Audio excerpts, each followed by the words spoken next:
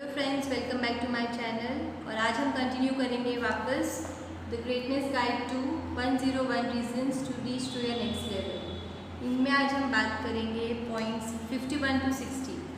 So let's start with point number 51 which says first principles for great relationships. ये बता रहे हैं कि आपको अपने रिलेशनशिप्स को इम्पोर्टेंस देना है, आपको कनेक्टर बनना है, ह्यूमन कनेक्टर बनना है।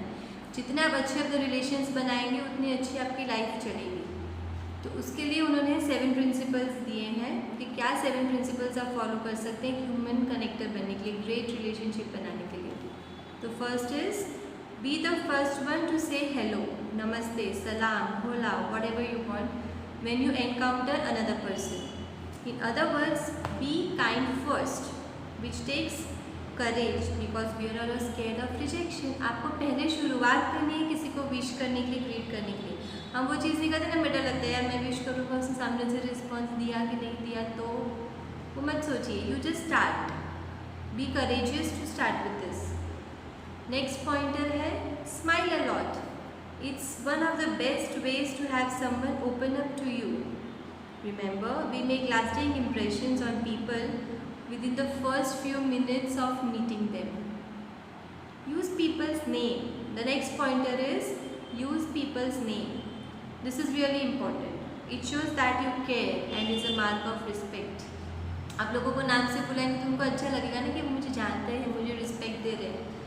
और स्माइल अ लॉट मतलब आप हंसो, जितना मुस्कुराता हुआ आपका चेहरा होगा उतना लोग कंफर्टेबल फील करेंगे आपके पास आने के लिए, आपसे बात करने। People in the eye when you speak to them, उनको आँख में आँख मिला के बात करिए। वो कनेक्शन, एक वो आप बॉन्ड फील करेंगे जब आप किसी से आँख में आँख मिला के बात करते हैं। आप इधर उधर देख के बात करने को लगेगा आप उनको इग्नोर कर रहे हो, उनकी बातों को आप सुन ही नहीं रहे हो। So always connect through eyes. Become a world class listener. उन्होंने पहले भी ये बताया है कि अच्छा लिसनर बनिए। Get this one right and you own the title of relationship superstar. Most people don't listen. Most people are so self-focused that they fail to ask good questions when they meet another person. Listening and asking questions shows humility. So be humble. Always listen to other people. और कुछ question है तो आप उनसे तुरंत पूछ लीजिए, तो उनको अच्छा लगेगा कि हाँ इसने मेरी बात सुनी, शायद इसलिए इसके पास आज ये क्वेश्चन है। नेक्स्ट है offer sincere compliments. Praise is always free. Never miss an opportunity to celebrate and elevate another person. This is very very important. आजकल क्या होता है कि कोई हमसे थोड़ा सा भी अच्छा काम करने लगता है, थोड़ा सा भी हमसे अच्छा सक्सेसफुल होता है, कोशिश करते हैं उसकी टांग खींचने के लिए, उसको नीचे दिखाने के लिए, उसको गिराने के लिए, कैसे मुझसे चीट कर सके या कैसे वो हमसे नीचे हो जाए। हम रेदर देन हम ये कोशिश नहीं करते हम अपने आप को कैसे उठाएं। वो तो ठीक है, पर हमको और उससे एक स्टेप आगे जाना है कि हमें दूसरों को प्रेज करना है, उन्हें एलिवेट करना है। कहीं भी कुछ भी मौका मिलता है आपको कभी भी किसी के लिए कि हाँ ये इंसान को मैं प्रेज करके आगे बढ़ा सकता हूँ, तो बढ़ाइए। ये मत सोचिए कि मुझसे बहुत आगे बढ़ जाएगा, मुझसे बहुत जीत जाएगा। और आपको लगता है कि किसी कुछ कहने से वो उसको अच्छा फील होगा, वो अपना काम सक्सेसफुल कर पाएगा, तो उसको कर दीजिए प्रेज। अगर आप किसी को प्रेज करेंगे तो वो आपके बारे में अच्छा सोचेंगे ना। वो क्यों आप वो सोचेंगे यार मैंने तो इसके बारे में सोचा था, उससे तो ये बहुत अच्छा इंसान निकला, तो मेरी तारीफ़ कर दी आज, अब मुझे भी इसके लिए कुछ अच्छा करना पड़ेगा। तो वो हमेशा आपका सोच के ही करेंगे कुछ भी। Point is treat everyone like royalty and it means everyone. आप हमने यूजली एग्जाम्पल्स देखे होंगे कि तो जो हम लोग के बराबर के, जो हम लोग के सेम इकोनॉमिक क्लास के लोग हैं, जो हमारे साथ सेम प्रोफेशनल उसमें हैं, हम उनके साथ तो बहुत अच्छे से बात कर लेते हैं, रिस्पेक्ट भी देते हैं, सर ठीक है ओके, ऐसे हम अच्छे से बात करते हैं। बट अगर हम काउंटर करते हैं अपने कोई छोटे वाले को, जैसे वेटर हो गया या स्वीपर हो गया या हमारे काम वालियाँ हो गई या कुछ भी हमसे जो लोअर कास्ट वाले जो लोग हैं जो काम कर रहे हैं, तो उनके साथ रूड हो जाते हैं। उसका मतलब नहीं है कि treat everyone like royalty. Everyone means everyone, चाहे वो स्वीपर हो, चाहे वो वेटर हो, चाहे वो आपके सेम प्रोफेशनल बैकग्राउंड से हो, चाहे आपके सीनियर्स हो।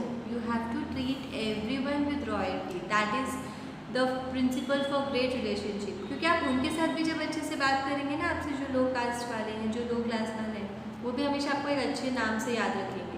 यहाँ इन्होंने मुझसे कितने अच्छे से बात करी, तो हमेशा दुआ ही तो देंगे वो आपको। So treat everyone with royalty, never miss an opportunity to celebrate and elevate another person. The next point number 52 says worry versus reflection. अब हम लोग ने यूजली ये सुना होगा कि सब बोलते हैं कि enjoy the moment, live in the present, जो आज है उसमें ही करिए, उसमें ही रहिए, उसको एन्जॉय करिए फुल्ली। बट इसमें रिफ्लेक्शन में अगर हम जाते हैं, अगर कोई हम पास्ट अपना कुछ सोचते हैं, तो उसमें वरी वाला पार्ट क्या है कि हम जब अपने पास्ट में जा रहे हैं, जब अपनी लाइफ को रिफ्लेक्ट कर रहे हैं, अगर तो हमने उसमें से कुछ अच्छा सीखा है और हम वो सीख रहे हैं और उसको हम रिफ्लेक्ट कर रहे हैं तो ठीक है। अगर हमने अपने पास्ट की लाइफ में से कुछ अच्छे मोमेंट्स को सोचा और खुश हुए तो भी ठीक है, वो रिफ्लेक्शन ठीक है। बट अगर हम हमारी पास्ट लाइफ में जाके सिर्फ पूरा जो हुआ हमारे साथ वही सोच रहे हैं, यहाँ हमने अपनी लाइफ में जो गलतियाँ करी सिर्फ उस पर ही रो रहे हैं, उसका लेसन कुछ नहीं लिया, तो वो एक वरी का रीज़न बन जाता है। सो rather than going in the past and reflecting bad, always reflect good. अच्छा मोमेंट देखिए, उसमें से भी आपने क्या सीखा है उस मोमेंट से वो देखिए।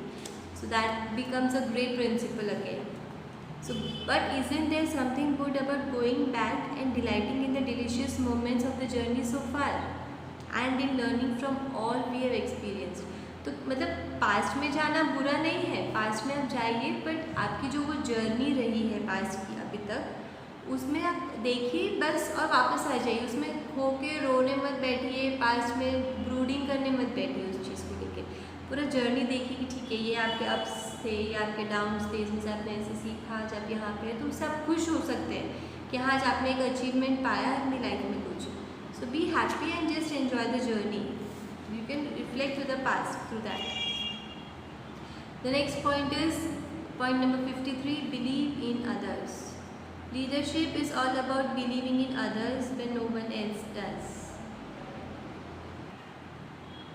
तो आप किसी पर बिलीफ दिखाओगे, अगर कुछ भी ज़रूरी नहीं है कि वर्क प्लेस पे, घर में, बच्चों में, अपने सर्वेंट्स में, अपने स्पाउसेस में, अपने पेरेंट्स में, जब आप वो बिलीफ दिखाओगे कि हाँ आप उन पर बिलीव करते हैं, वो जो बोल रहे हैं आप उन पर ट्रस्ट करते हैं, वो कुछ अच्छा कर सकते हैं, उनमें है गुड क्वालिटीज़, उनमें है गुड स्किल्स, तो आप उन पे अपना ट्रस्ट बना सकते हैं और वो एक अच्छी लाइफ जी सकते हैं। So then you become the leader of that person. अगर आपने सपोज, अगर हम एक एग्जांपल लें इसमें कि एक स्लम का स्कूल है, वहाँ पे सब नोटोरियस बच्चे हैं, एक क्लास में 20 में से 10 नोटोरियस बच्चे हैं जो बिल्कुल पढ़ना नहीं चाहते, बिल्कुल क्लास में ध्यान नहीं देना चाहते, उनको कुछ करना ही नहीं है। 10 है जो बहुत सिंसियरली सब कर लेते हैं। तो बाकी टीचर्स यूजली सब क्या करते हैं कि जो 10 जो सिंसियर बच्चे हैं उनको तो पढ़ा देती है अच्छे से, उनको तो कर देती है, पर जो नोटोरियस है उनको इग्नोर कर देते हैं। बट उनमें से एक टीचर ऐसी है जो उन नोटोरियस बच्चों में वो स्किल ढूंढ लेती है, वो देख लेती है कि हाँ इनमें भी वो स्किल्स हैं, इनमें भी सब चीज़ है जो वो कर सकते हैं, बट क्योंकि उन पर कोई वो बिलीव नहीं दिखा रहा है, क्योंकि उन पर कोई वो ट्रस्ट नहीं कर रहे, इसलिए वो नहीं पढ़ना चाहते, इसलिए वो नहीं करते। तो वो मैम ने, वो टीचर ने उन पर बिलीव करना चालू किया, उन पर ट्रस्ट करना चालू किया, उनको मोटिवेट करना चालू किया कि हाँ मैं तुम पे ट्रस्ट करती हूँ, तुम ये कर सकते हो, तुम करो। तो बच्चों में धीरे धीरे धीरे ट्रांसफॉर्मेशन आने लगा, सिर्फ मैम के ये कहने से I believe you, I trust you, कि तुमको ये चीज़ बहुत अच्छे से आती है तो तुम ये अपने आप कर सकते हो। तो बच्चों में ट्रांसफॉर्मेशन दिखने लगा। सो वो टीचर कौन बन गई? टीचर उन बच्चों के लिए लीडर बन गई ना। वो अलग से लीडरशिप की डिग्री लेने तो नहीं गई, बट उन 10 बच्चों को जिनकी लाइफ में उन्होंने ट्रांसफॉर्मेशन लाया उनके लिए तो वो लीडर है। सो बिलीव इन अदर्स, और अपने आप पे तो पहले भरोसा होना चाहिए ना कि तुम आप ये कर सकते हो, आप उन बच्चों में वो मोटिवेशन ला सकते हो। Point number 54 says the best practice is practice. Here he says brilliant results don't just show up by chance. The finest things in life take patience, focus and sacrifice. कुछ भी brilliant result ऐसे by chance नहीं हो जाते हैं, हर एक को मेहनत लगती है, टाइम लगता है, sacrifice लगता है, patience लगता है कुछ अच्छा पाने के लिए। To the world class, you need to work at it daily, passionately and compassionately, so that you get your finest results with your patience. Number 55 says, pain serves you well. Perhaps the things that break our hearts are the very things that serve to open them. Here he says कि the more painful you have the event, the more optimism you become and more profound the lesson is.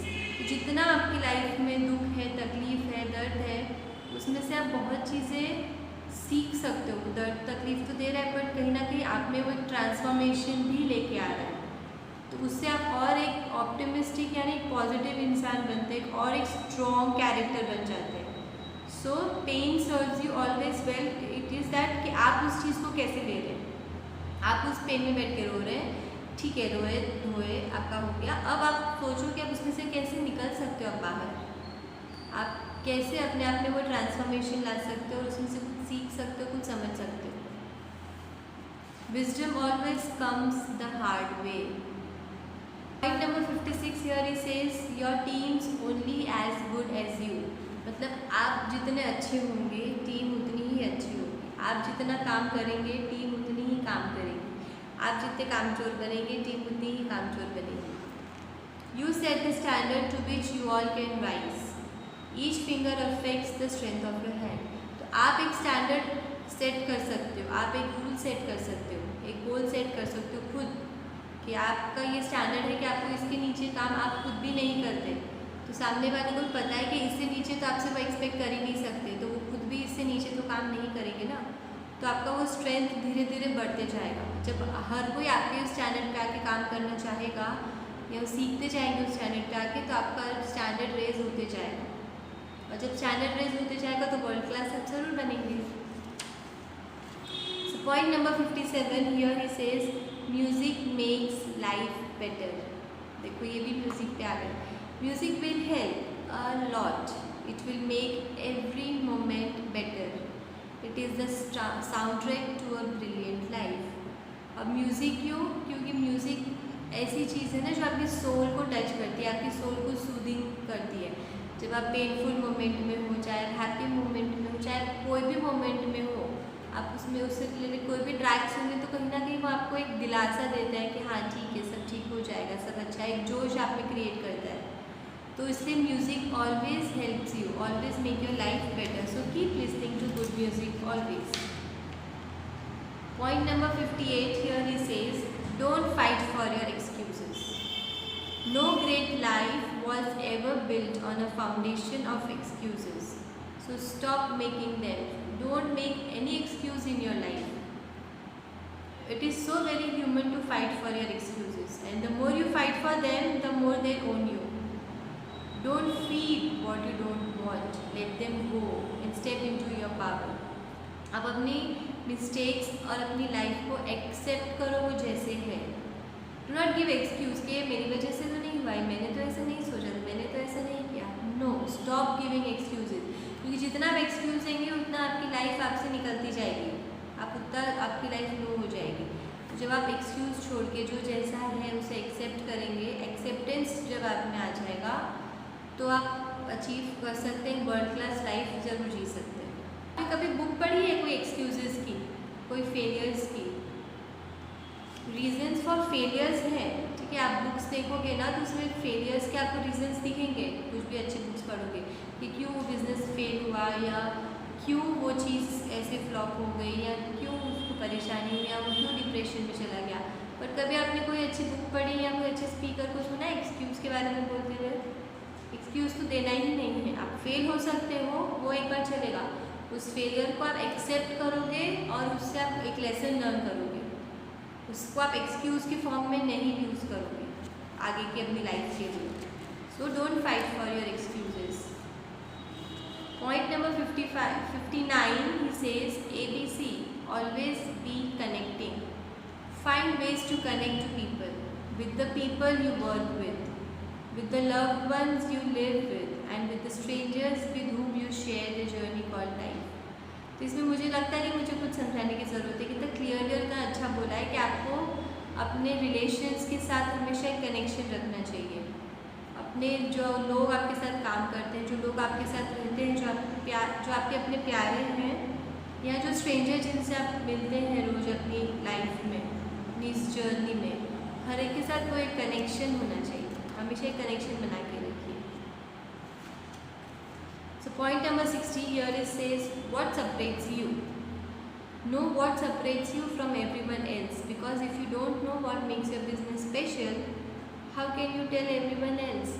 इसका मतलब कि आपका जो business है ये आपकी जो एक स्पेशलिटी है, आप खुद एक ब्रांड है ना, आपके ब्रांड की क्या स्पेशलिटी है, आप में क्या वो एक स्पेशल ऐसी चीज़ है जो आप सेल करना चाहते हैं, जो आप किसी और के पास नहीं है। देखो आज बिजनेस अगर आप देखें तो रेडीमेड गारमेंट्स का बिजनेस तो हर कोई रन कर रहा है, पर everybody at the same scale. कोई ऊपर है, कोई नीचे है, कोई मिडिल में है। वाई? क्योंकि जो ऊपर है ना उनको पता है कि उनकी स्पेशलिटी क्या है, उनके पास गारमेंट्स कौन से हैं और उनकी खुद की वो स्किल्स क्या है जिससे वो अपने गारमेंट्स का सेल बढ़ा रहे हैं, जिससे वो रिच क्लास में जा रहे हैं। So you have to sell your skill. आपको क्या अलग है आप में वो ढूंढना है और उसके बारे में आपको लोगों को बताना है, तभी लोग आपसे अट्रैक्ट होंगे। कॉमनली क्या चल रहा है वो करेंगे तो सब कोई वो कर रहा है। आपका अट्रैक्शन आपको बनाना है कि आपको क्या अट्रैक्ट, आपके कस्टमर्स को क्या अट्रैक्ट करेगा आपको। So that is what separates you. So वो उसके बारे में आपको सोच के वर्क करना है कि आपके बिजनेस में या आपकी खुद की स्किल्स में ऐसी कौन सी स्पेशलिटी है जो किसी में नहीं है और जो आपको अलग कर सकती है। ठीक है। So friends, if you like the video, do like it. हम लोग नेक्स्ट वीडियो में कंटिन्यू करेंगे इसके reasons, and do subscribe to my channel for more updates. Thank you.